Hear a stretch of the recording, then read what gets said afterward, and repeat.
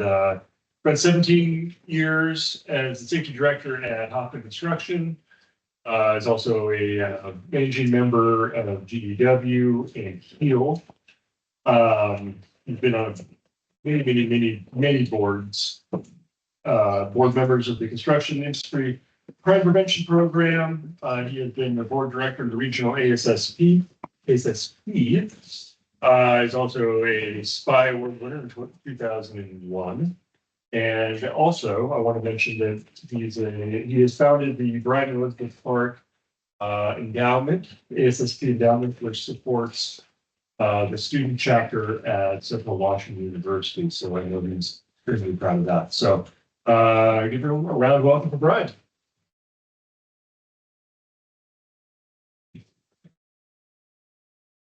Hang on now. Well, thanks. It's been a while since I've seen you. Today, I want to challenge some things on your thought processes and really challenging where you're spending your time and where you're spending your energy. And look at losses. So I actually went to Central. We changed the degree programs away from occupational safety and health to loss control. It's a better term.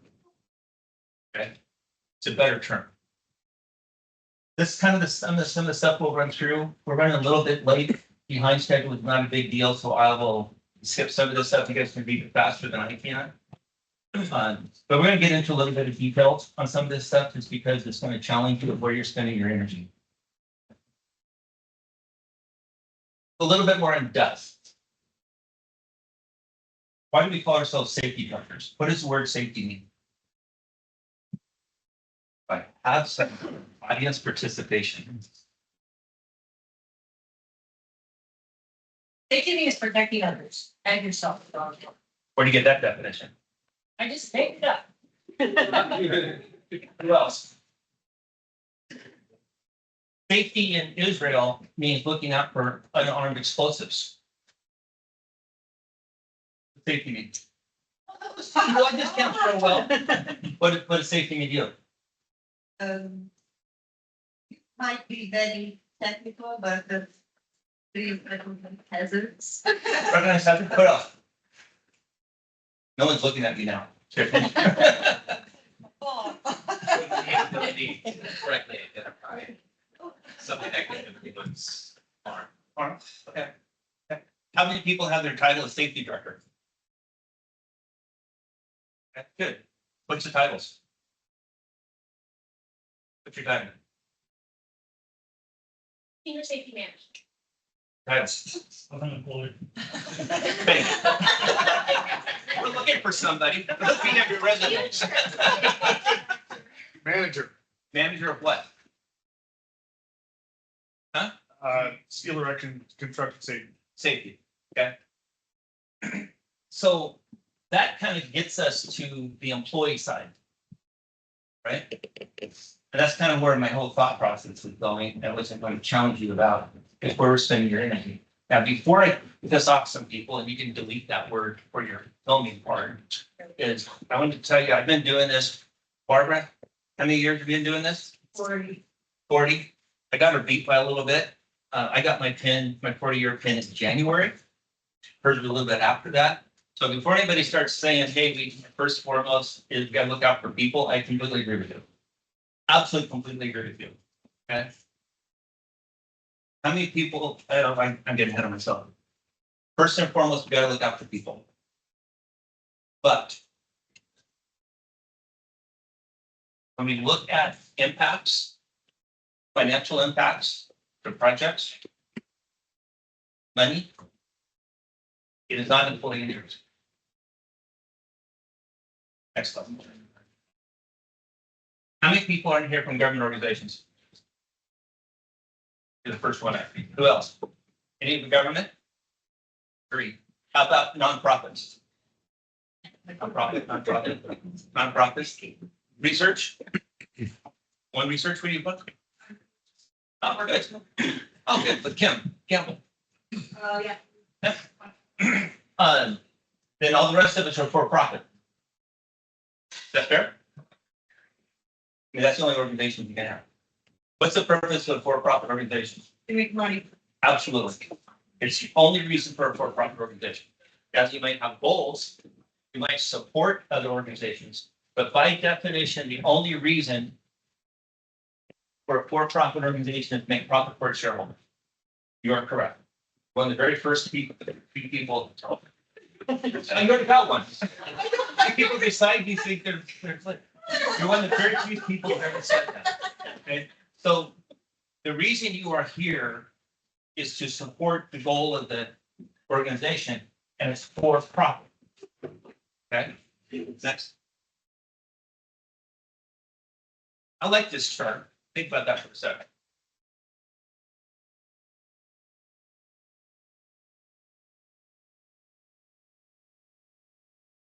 You want to be here thinking? Or do you want to be looking and reacting? Yeah. Right? So I'm very active at Central Washington University, and we had a big conversation during our last meeting with the industry advisory group, and they're talking about safety ops on projects and what some of the graduates are doing. If you want to be a safety cop, go to Edmonds Community College. If you want to be a corporate director of loss prevention, you go to Central. Because you think here. You're not inspecting.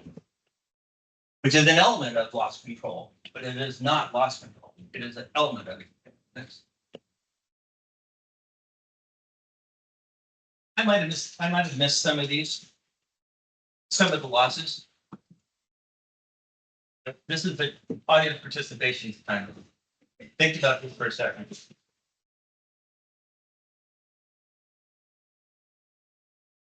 I'm going to ask you all on that list your percentage of time that you spend in your day on employee safety. Give me a number. Just non-scientific. How much of your day do you spend in employee safety? 40%? Anybody else? How much time do you spend on fleet safety? 0. 5%. 0 to 10. How about public protection? Well, that's sad. How about building protection? 30. But contents. The building is different than contents. We don't understand that looking at insurance policy. Contents? It doesn't have to be like a restaurant. That could be like the inside of a chip manufacturing plant. Or the place that makes Criollos. That's a content. How much? 10. Wrongful dismissal, wrong harassment. If you haven't been in those type of claims, it'll suck you dry. How much time do you provide in prevention? How much time in business interruption? That's when your operations, especially in this case, looking at your job, something goes wrong and you can no longer, in this scenario, have the kitchen open. If you don't think that's a real thing, think about the electrical system. Much. 0? Inland marine, that's your equipment and process of movement.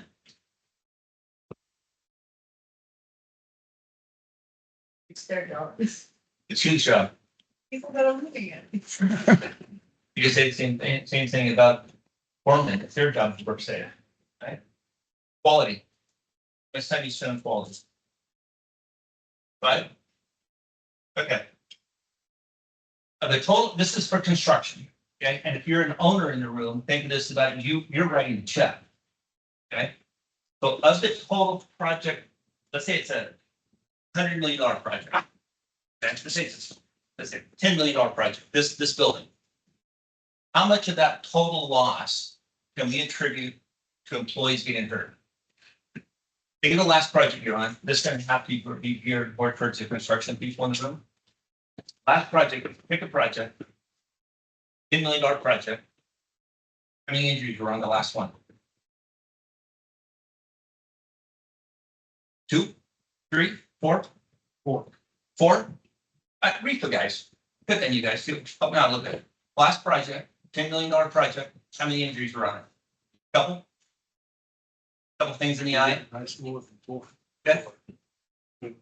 Don't do the bad one. Do typical accident. Okay. And what are we talking about? Couple eye injuries? Smashed finger, Hands. hand. Knee injury. So we got 5,000 into it, 10,000 into it. What's 5,000 divided into 10 million? Let me grab math. 0.001. Fair? So we are 0.01% of the total cost of that project. And yet you're spending 40 to 30% of your time on less than 0.5% of the cost of the project. Fleet? I'll pick it, you have insurance background, give me an idea. Yeah, probably Again, it's gonna be, $12 amount. well, percentage of the total dollar, Yeah, I'm gonna say 3%. I think you're way high. We have bad drivers, lots of. Public protection. So you see where I'm going with this? Let's just jump down because it's getting late on time on quality. What do you think the experts say? I'm gonna turn this into some people in the room.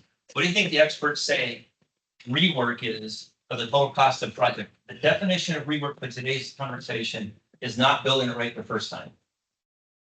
Okay, what do you think that volume cost is? Percentage of project of this $10 million building. Rory's already laughing. What do you think the dollar amount is? And those of you who are not in construction, or those of you who did not come up in the fields, will not know this. And the reason is we teach to take care of things at the lowest common denominator. That means if the foreman sees that wall should have been white, gray, they will paint it before even going to the general contractor or the owner.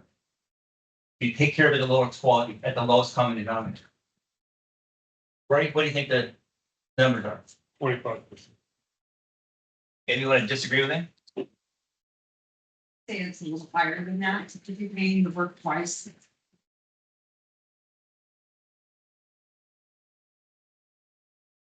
Materials supply. You are 100% correct.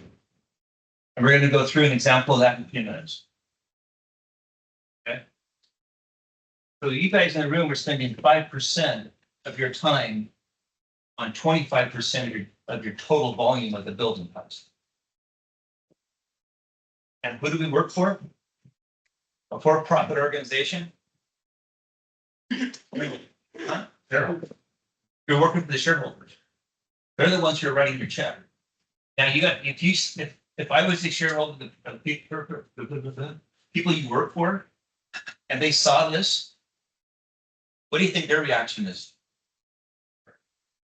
The ratios are wrong. We can never forget about the people. Without them, we don't accomplish stuff. We can never forget about the person doing the work. But 0.01% of our losses, and you're spending 3/4 to half of your day on it, and you're spending less than 5% of your time on 20 to 30% of it. Right now, going through your head should be, wait a minute, that number can't be right. Let me prove it to you. This number right here. We are a small consulting company. I brought on a new payroll manager. Okay, work week 1, Kyle gave a very nice description to our new payroll manager. Said, this person gets per diem, this person gets overtime, this person blah, blah, blah. A manual. Think of it as a pre-test plan. Okay, very descriptive. I would use a colorful metaphor right now, but it's being filmed. He messed it up so bad that the next day he, Kyle, and Katie spent the entire day trying to correct that one problem. What did I have? What did I have? I had a 20% rework for all of my office staff for that week. So can we get to this number real quick? We can get to this number really quick. If you don't believe me, this is interactive. I think the next slide Have the QR code? No. You'll get to a QR code. I'm going to give you a website. If you want to pull out your phones right now, it's called Quality Safety Times. And under the quality dropdown, there is a white paper written on the financial impact to construction projects that will tell you between 8 and 30% of the total cost of the building is to rework. Another white paper on that same dropdown is going to tell you between 8 and 20% of the schedule is paid for the rework. Those of you who own buildings, like this restaurant, let's say it took us a year to build it. What could happen if we had this restaurant open in 9 months rather than in 12 months? Right? Yeah. 3 minutes for a breakfast. That's the money. I'm sorry. What you doing? Okay. Okay. So the parallels between safety and quality are amazing. I actually wrote an article on this with Safi Rajendran. He's now the Dean of Students at Central. And Kim Gamble and I did a follow-up article on this that was published last year in Professional Safety. It's on the parallels to safety. Go ahead. Skip it for the sake. How much time do we got? What time is it? 1 o'clock. Huh? 1 o'clock. Okay, we're gonna look. Just put all those.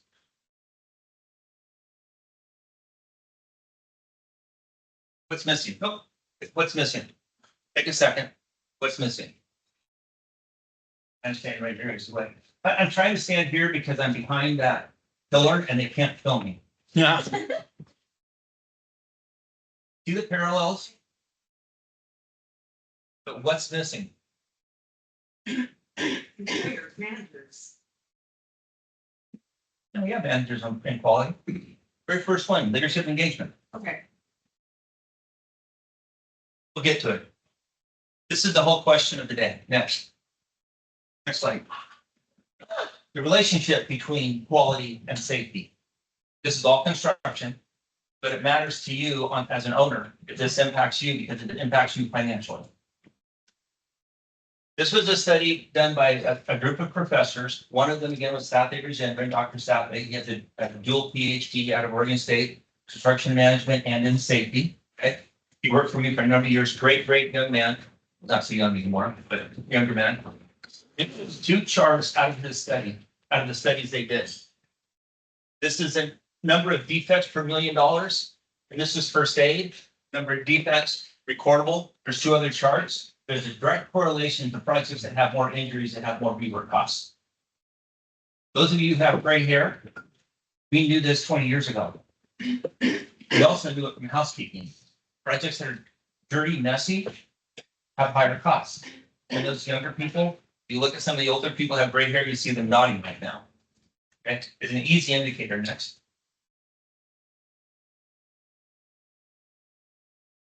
So this is just some stats. If you want to look at the statistics, you can go to that website. It has a white paper on this. But the different researchers, this is not our numbers. This is researchers. If you're bored tonight, go to Google and type in cost of rework commercial construction. And you'll get all kinds of research. But basically, these are some of the bigger ones. Okay. And that's dollars research. We did another white paper on schedule research, like I talked about earlier on. Okay.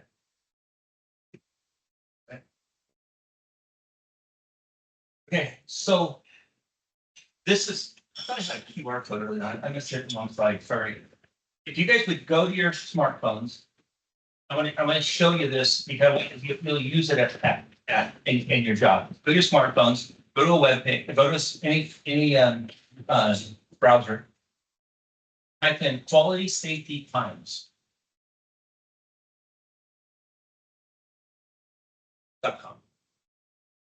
Should be a little a yellow hard hat. Go to the drop down top right hand corner. You're gonna have a little drop down option. Go to the right hand corner. Find the one that says safety. Click on that one. And then the second one down should be a worksheet for cost of injuries. It's the third one there. Third one down. Take a look at that real quick. Here's a tool if you want to try to increase your safety budget, employee injury budget, this is how you track the real cost of injuries. Okay, I had this, Southday actually did this for me as an intern, okay, at OHSU, when we built the OHSU Twin Projects, Hoffman Anderson building. He went up there for 3 months and he documented all of the incident reports we had for both the projects. And then what we did, we had Southday go up with this chart, which is the early version of what the ones you see there. And we met with every foreman and we filled that out for every single project. He did a great job for a summer intern. And then I put them together by groups of subcontractors. Okay, so all of subcontractor A was in a file, all of subcontractor B was in a file, blah, blah, blah. While I was copying these off in the copy room, Dick Silliman, one of the board of directors for Hoffman, who was the head of the estimating department, walked in the copy room and looked at me. He said, "What's the safety guy doing with spreadsheets and Excel spreads?" Because he, as a board of directors, is a great man, really great guy. Safety people don't look at numbers. One of the board of directors. He had no idea what we were doing. So I looked at him and I said, "I'm tracking the cost of our accidents. You want to see the ones for Hoffman Structures?" And he said, "Yeah." So I took a pile, I had my subcontractors, took a pile and handed him this. The first sheet was the incident report. The second sheet was this. If you look down at the bottom of it, you look on that form, it will say your profit margin and how much work is needed to do rework, make up for that loss. And he looked at me, this is the board of directors for $1 billion corporation, head of the estimating department, looked at me and he said, "I want a copy of all of this." Board of director did not have an idea what the cost of accidents were. But here's the funny one. So then I took the stack of incidents, and let's say I sent it to Dustin and Steve, Steve Harder, or the different companies involved. And all I did was attach my business card. And please use this at your own place. Okay, you can do it with your foreman, your plant managers, or whatever. And I sent it in an envelope to the owner, the subcontractor, with my business card, and all I put on it was file a big number. All I said, their incident report followed by this, their accident. The absolute best one of your guys' competitors, they were on the project, great company. The number 2 guy calls me, who I knew very well, and he said, "Hey, what's this? How you doing? How's the kids? Blah, blah. What's this?" I said, "Well, what do you think it is?" And he said, "I think it's an ass chewing." From us to the general contractor to the subcontractor, look at these numbers, because it was a contractor controlled insurance program. Which meant we paid the insurance policy. We paid the claims. We talked about it a minute, and I said, "What does Kenny think it is?" Kenny is the owner of the company. This is the owner of one of the largest steel erectors in the region. And his number 2 guy said, "Kenny thinks it's a bill." He thought we were billing for the time. You can take this form and use it to capture your hidden cost of accident. Now, that's not a new term, but that spreadsheet not been available, and it's free. If you look at the top of that page, there's an email place you can put in. You can email it to yourself. You can fill it out on the What we did for quality control, go back to your website, go to the quality control one, there's the exact same form, but it's for quality control. How much time do I got? 28 minutes. How much? 28. 20. 28. Oh, 28, okay. We'll get done earlier, okay.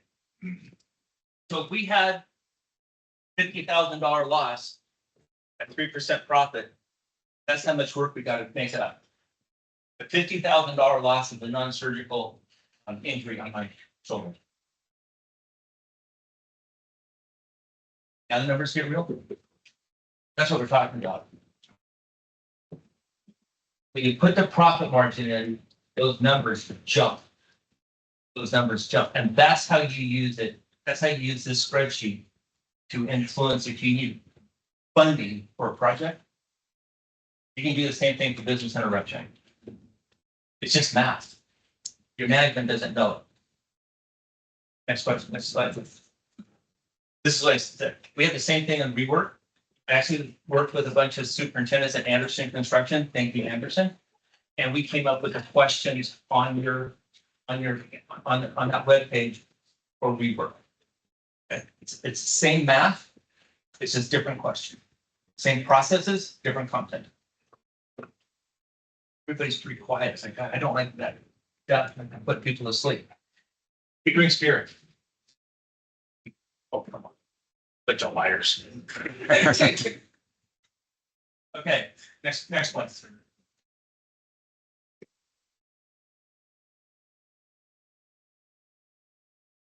Please absorb this for a second. Define mistakes.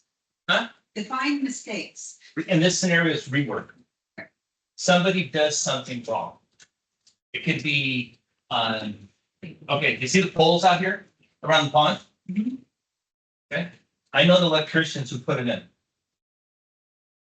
You know what, underneath those poles, there's 4 bolts, there's a bolt called a bolt pattern. Okay, so the concrete people come in typically, and they put the bolts in off the pattern. So the electricians can come in on those blue lights out there, and they use a little crane or forklift, and they drop it into place. Okay, and then wire it up in the little hole, pick up the pipe. You look at it, you see the little plaque, you have the wires coming up, and right, the wrong bolt pattern. Every one of those had to be, every one of the loopholes around this whole pond had to be jackhammered out, a new bolt set in place, quick cement put in. We wait for the quick cement to dry, and then it's put in. That is a mistake. If you look at your house you live in, look at the caulk around your windows. How many of them are all caulked all the way?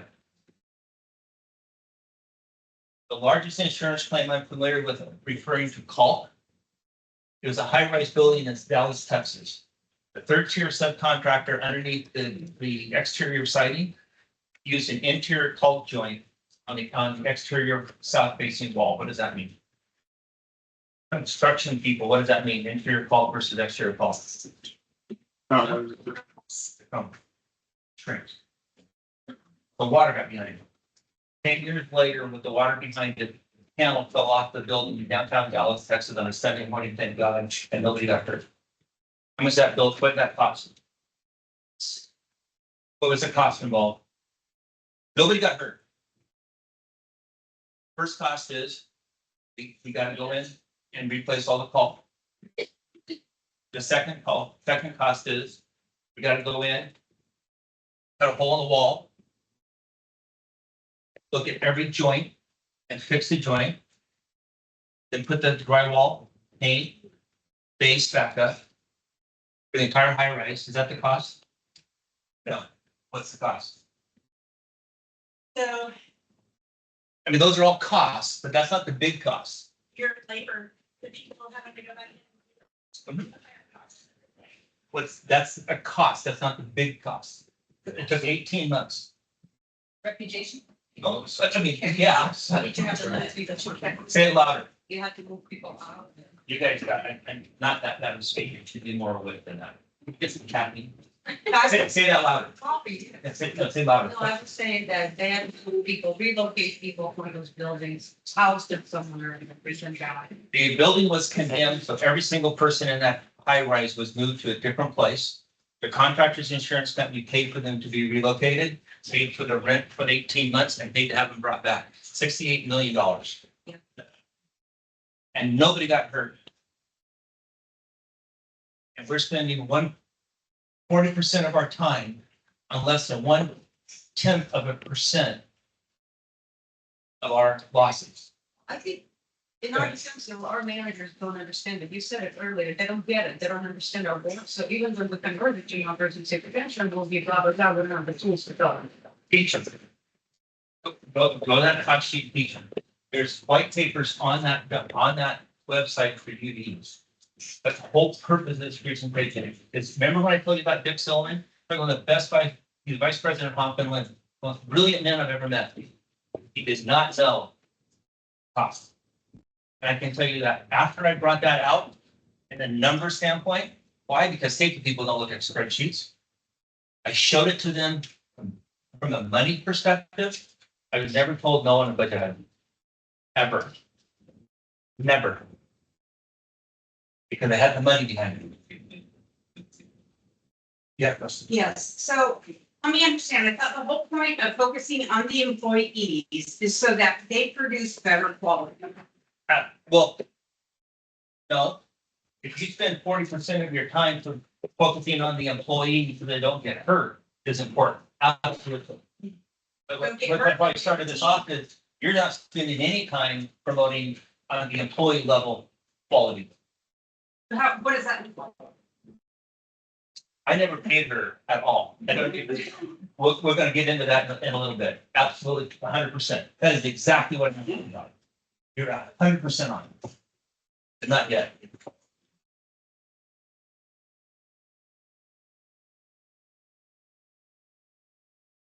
You see this? That is exactly what we're talking about. Can anybody go on a website right now and type in, you can do it yourself, doesn't it? Type in weekly safety meetings for construction. How many visitors go to here? Yeah, 1,000. OSHA, insurance companies, ABC, HGC, NECA, blah, blah, blah. ASCC all has free safety doctors. And we're talking less than 1/10% of our claims. I challenge you tonight to go home and type in quality training for construction. Crack and close. It doesn't exist. There's one company out there that says it, they sell checklists. Buy you dinner here, if anybody can show me, prove me wrong. It doesn't exist.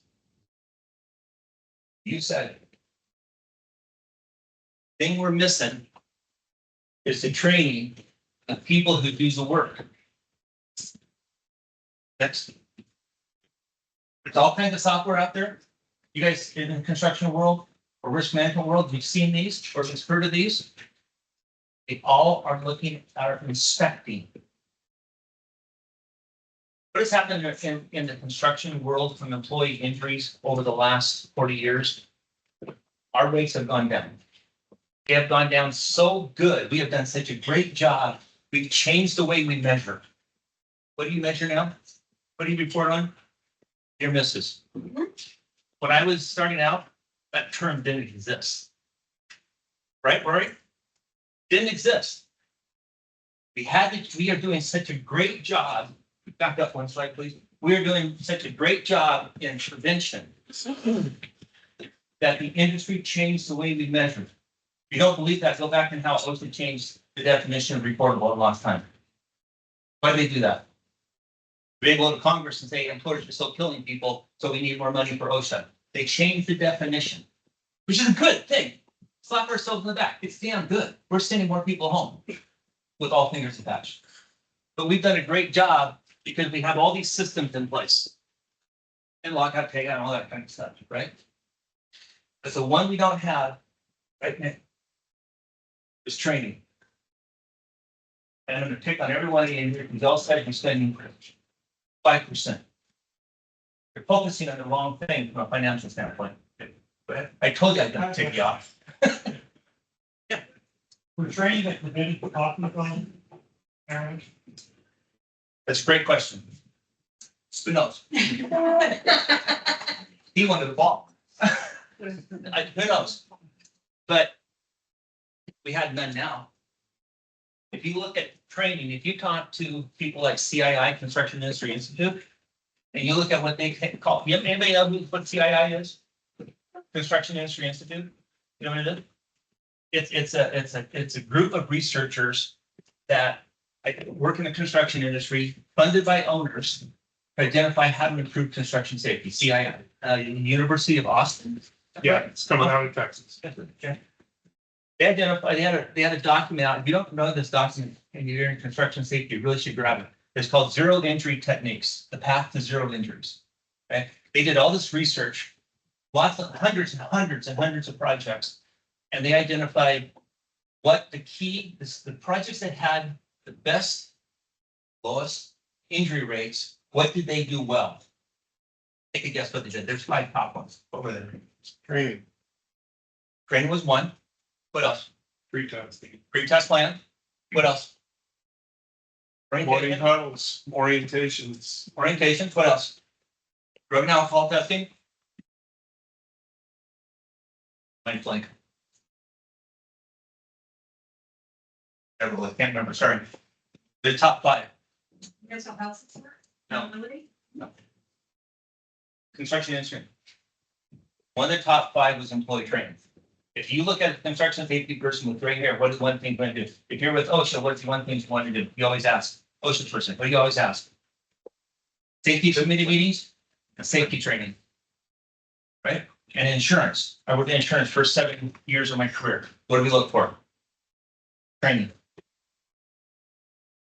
So we have done a great job as professions and just look at us. What we've done over the last 40 years, reducing the cost. That's not where the cost is at. So my thought process and goal to you guys is to take the success we've had from safety, take out the word safety, put quality control in. Next slide. Oh, there it is. CII. Next. Anything else AIA is? American Institute of Architects. If you're an owner, you probably have your architect draw up your construction documents, AIA. And unless you're somebody like Intel or maybe OHSU or the Port of Portland and Nike or Intel in this region, everybody else, only that your contract docs are AIA. American Institute of Architects. Okay. They came out with a paper last November, click through all these. Are the 5 most important elements in a construction contractor's quality control program. This was a white paper they wrote.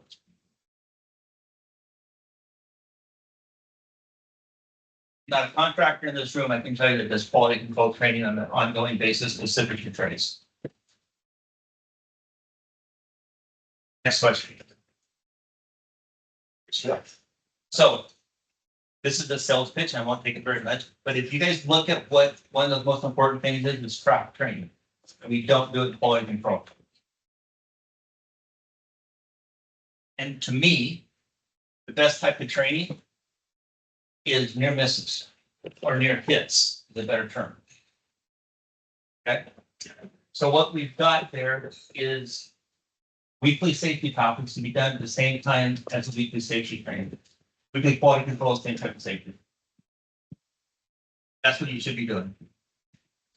If you're an owner, put in the contract specs. It's a sentence. Contractor do quality control training at the same time as do safety training. What's the cost? 5 minutes. Because you already are paying for the craft employee to go have the safety meeting. Next slide. Click through all that. I got a handout you guys can take home.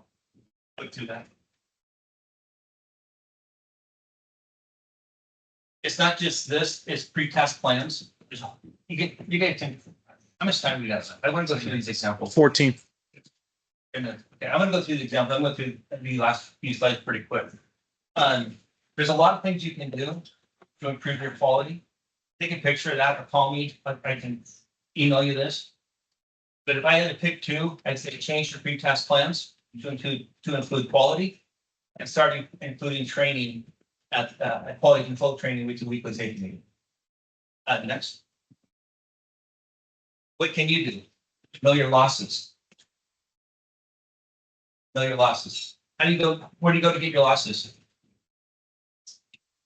No one lost before it. Last run.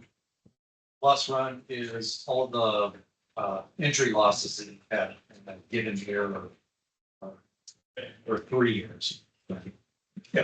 So a loss run is a document prepared by the insurance company for any claimed covered or non-covered event that gets reported to the insurance company and numbers are assigned to it. Dollars. Okay, and it's like you can go on and on about loss runs, but there's the first one. The second way to get your numbers, to get know what your losses are, grab an intern. Interns are cheap. Send them out like I did for a couple months. Put them on some projects or on some production lines and track your losses like like on that worksheet. That's where you know your losses are. When you know your losses, now you can talk in the numbers and the people are in the business and the profit. Talk to them in the numbers they know. Next slide. We're gonna run out of time. Yeah, but I'm gonna walk through this example. I kind of regurgitated on this already, but you know, where do you go? Include quality control. If you're an owner and you have a contractor come on your project and you say, I want to see your safety plan to work around my equipment or whatever, ask them about their quality control. It's that simple. Just ask them. Next slide.